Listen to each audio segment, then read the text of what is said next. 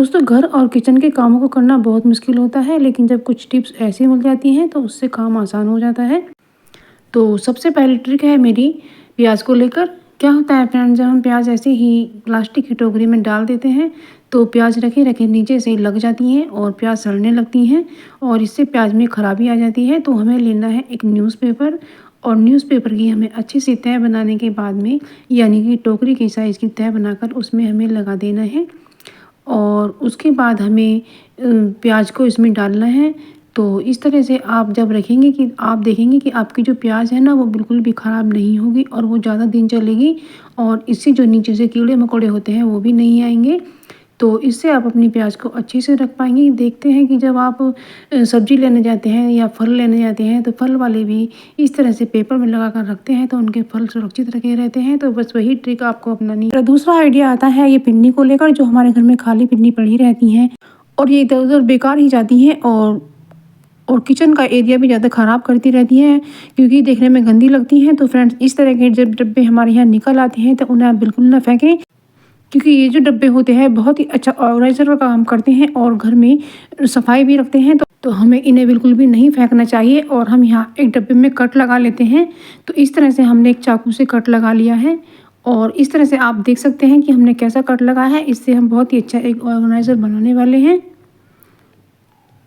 तो बस हम इस तरीके से जो हमारे घर में खाली पन्नियाँ हैं इनको तय बनाते जाएंगे और इस तरह से अच्छे से तय बनाने के बाद जब हम रखेंगे तो ये पन्नी हमारे अच्छे से काम आएगी और ये गंदगी बिल्कुल नहीं करेगी। और इन्हें हमें डस्टबिन में बिल्कुल नहीं फेंकना चाहिए, क्योंकि इन्हें जहाँ तहाँ फेंक देते हैं कूड़े वाले और उन्हें गाय खा जाती हैं। तो इनसे हमें बचना चाहिए, इसलिए हमें इस तरह से सुरक्षित रखना होगा। तो इस तरह से हम तह बना लेते हैं,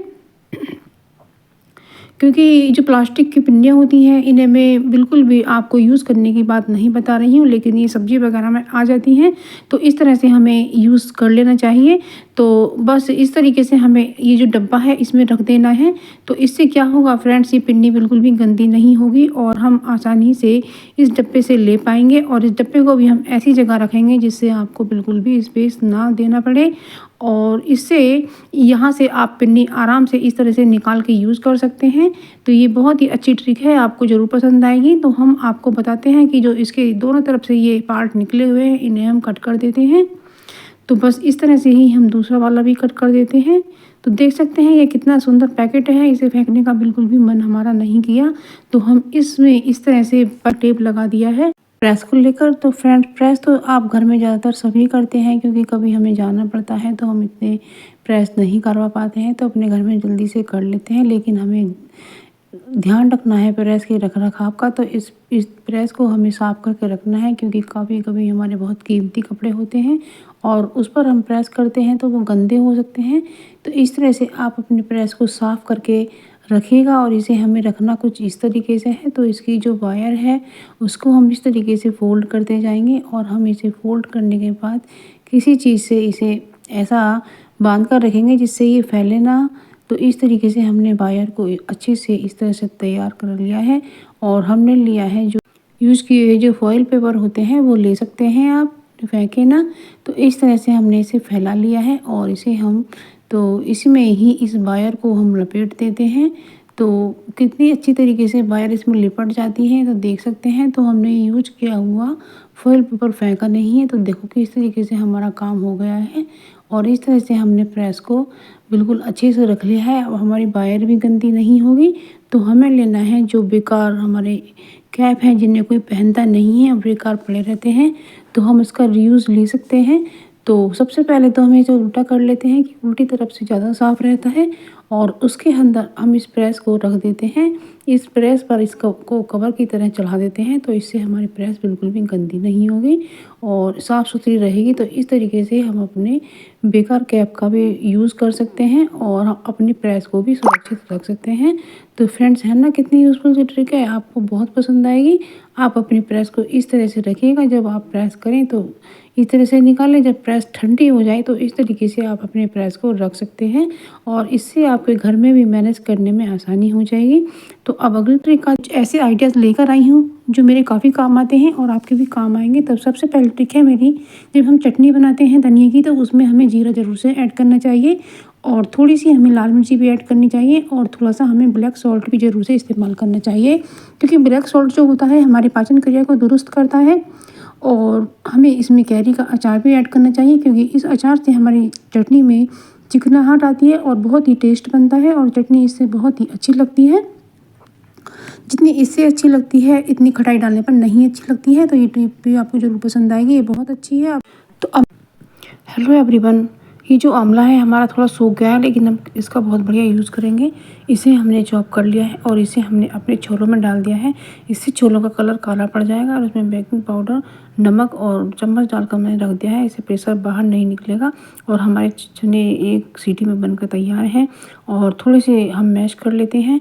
और छोले बनाने के लिए हम एक कटोरी में मसाला लेते हैं, धनिया पाउडर और ब्लैक सॉल्ट, हींग, गरम मसाला हमने इसमें ऐड कर दिया है और इसे भिगो दिया है 5-10 मिनट के लिए। हरी मिर्च को हम चॉप कर लेते हैं और हमने बारीक अदरक भी काट लिया है और इसमें हमने लौंग भी डाली है, कश्मीरी लाल मिर्च भी डाली है और रेगुलर मिर्ची भी डालकर हम इन्हें फ्राई कर लेते हैं। और छोले हमारे बनकर तैयार हैं बहुत।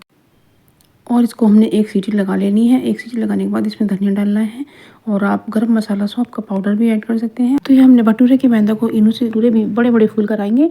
तो छोले भटूरे बनकर के तैयार लाए हैं और बहुत ही टेस्टी छोले बने थे। और हमने ये मैदा भिगो दी थी, हमने 2 घंटे पहले ही मैदा को गर्म पानी में मढ़ा है।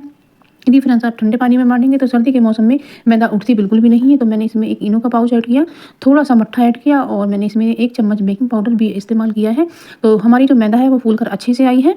तो अब अगली ट्रिक आती है, हमें कढ़ाई में भटूरे के लिए अच्छे से ज़्यादा रिफाइंड लेना है। थोड़ा रिफाइंड बिल्कुल नहीं लेना है, तो ज़्यादा रिफाइंड में भटूरे अच्छे से फूल कर आते हैं। और रिफाइंड को हमें बिल्कुल तेज़ फ्लेम पर अच्छे से तेज़ गर्म करना है, तभी भटूरा फूलता है। और यदि आपका तेल कम गर्म है तो उसमें भटूरा फूलता बिल्कुल भी नहीं है, इसलिए अच्छे से तेज़ गर्म ऑयल कीजिएगा। उसके बाद ये भटूरा डाल करके इस तरह से पोनी से आप उसे दबाते जाइएगा, तो आपको जो भटूरा है वो फूल कर आएगा। तो फ्रेंड्स आप देख सकते हैं कि मेरा भटूरा फूला है, लेकिन अभी रिफाइंड थोड़ा सा और तेज़ गर्म करना पड़ेगा, फिर बहुत ही अच्छे से फूल कर आएगा। तो अब हमने ये दूसरा भटूरा ऐड किया है, तो इसमें आप देख सकते हैं ये थोड़ा सा उससे अच्छा फूला है। अब बाकी के और भटूरे भी बड़े बड़े फूल कर आएंगे। तो छोले भटूरे बनकर के तैयार हैं, इसे रखे हैं। अब हम अगली ट्रिक पे आते हैं वैसलीन को लेकर। तो विंटर सीजन आ गया है और इसमें हमारी जो त्वचा है वो नमी खोने लगी है। तो हमें लेना है थोड़ा सा चम्मच में वैसलीन और एक प्लेट में हमें निकाल लेना है। और इसमें हम ऐड करेंगे थोड़ा सा दूध और इसमें हमने थोड़ा सा बेकिंग पाउडर ऐड किया है। यदि आप चाहें तो इसमें 1 चम्मच बेसन भी लिया जा सकता है।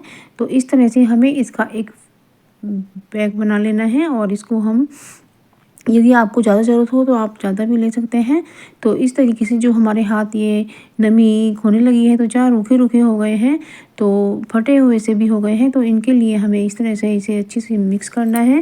वैसलीन जो होती है वो थोड़ी थिक होती है, लेकिन हमें इसमें मलने के बाद इसमें अच्छे से मिक्स कर देना है। एक हमें घोल तैयार करना है और इस तरीके से हमें अपने हाथों पर मसाज करनी है, या आपकी जो कोहनियाँ होती हैं या बाजू होती है तो वहाँ भी आप मल सकती हैं। तो इससे आपका रंग भी साफ़ हो जाएगा और जहाँ भी गंदगी जमा होगी वो उखड़ कर आ जाएगी। और इस तरीके से मसाज करने पर जो आपकी त्वचा है वो चिकनी हो जाएगी और उससे रंग भी साफ़ हो जाएगा। तो आजकल सर्दियों में जो हमारी त्वचा रूखी रूखी और सूखी सूखी हो जाती है, तो उसमें आराम मिलेगा और आपके हाथ फटेंगे बिल्कुल भी नहीं। तो ये आपको ज़रूर से करना है और ख़ासकर ये सोते समय आपको करना है। तो इससे क्या होगा, रात भर जब आपके हाथ इस तरह से चिकने रहेंगे तो उससे आपके हाथों का रंग भी साफ़ होगा और ये चिकने हो जाएंगे। और ये जो थोड़े बहुत फट जाते हैं दिन में हवा से, तो उसके लिए भी रिपेयरिंग का काम करेगा। तो इस तरीके से आप कर सकते हैं और आपकी कोहनी और बाजू पर भी कर सकते हैं और पैरों पर भी आप इसे ज़रूर से मलिएगा। तो जो एड़ी होती हैं वो भी जो फट जाती हैं वो भी नहीं फटेंगी और वो भी आपकी एड़ियाँ भी अच्छे से चिकनी बनी रहेंगी। और जब ज़्यादा सर्दी आ जाती है तो एड़ियों पर लगाने के बाद आप मोजा भी पहन सकते हैं। तो उससे इस तरह से देख सकते हैं कि आप मेरे हाथ में कितना ग्लो आ गया है। तो इस तरह से आप मसाज करने के बाद अपने हाथों को इस तरह से फटने से बचा सकते हैं। ये बहुत ही यूज़फुल ट्रिक है, आपको ज़रूर पसंद आएगी। तो फ्रेंड अब हम साग काट लेते हैं और साग को हमने किस तरह से काटना है ये आप वीडियो में पूरा देखिएगा। तो फ्रेंड्स आप चैनल पर नए हैं तो मेरे चैनल को सब्सक्राइब कीजिएगा। और आप मेरे वीडियो दुनिया की किस सिटी और कंट्री से देख रहे हैं तो आप मुझे ये ज़रूर से बताइएगा, मुझे जानकर बहुत खुशी होगी। तो सबसे पहले तो हम साग की जो गांठ होती हैं इन्हें काट लेते हैं, यानी कि जड़। और इन्हें काटने के बाद अब हम इन्हें साफ़ कर लेते हैं। साग को थोड़ा थोड़ा हम बीन लेते हैं और पत्तियां भी देख लेते हैं कि इन पर कुछ लगा तो नहीं है।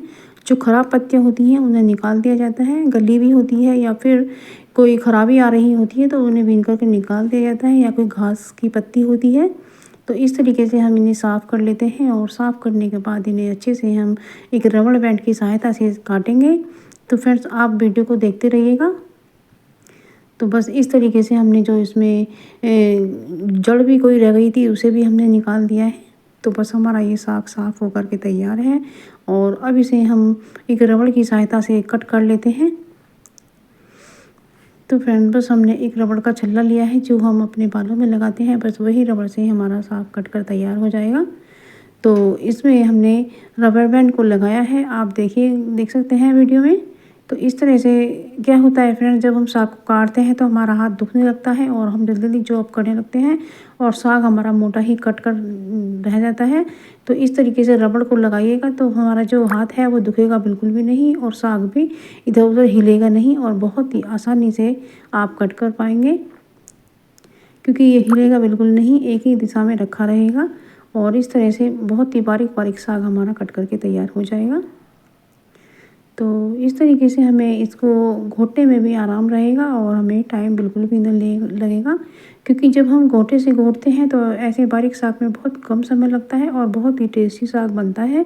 तो इस तरीके से आप देख सकते हैं कि इससे हमारा हाथ बिल्कुल नहीं दुखा है। मैं इसे निकाल लेती हूँ, आप चाहें तो इसे सरका के आगे भी करके और काट सकते हैं।